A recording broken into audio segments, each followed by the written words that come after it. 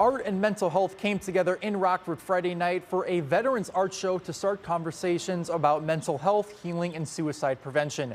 WIFR's Miriam Niesmeyer tells us how the event creates a space where veterans and other people feel understood. I talked with veterans who say some experiences feel hard to put into words, but through art, they find a way to heal, connect, and remind others they are not alone.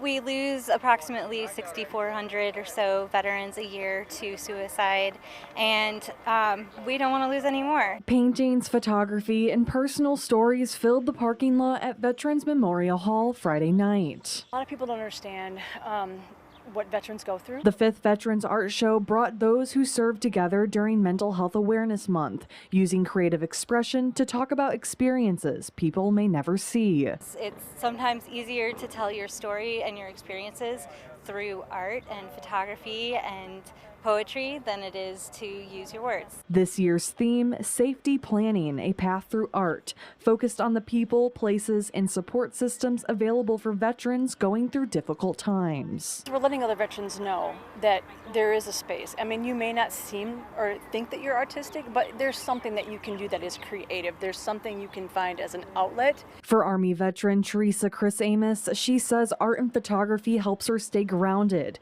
but her passion for this event grew after losing a friend she served with to suicide. We build this camaraderie again that we had in the service that civilians don't understand. Army veteran Terry Stoltz displayed his watercolor artwork at the show. Or if you look at the painting up in the left-hand corner, it says Taming Your Inner Beast.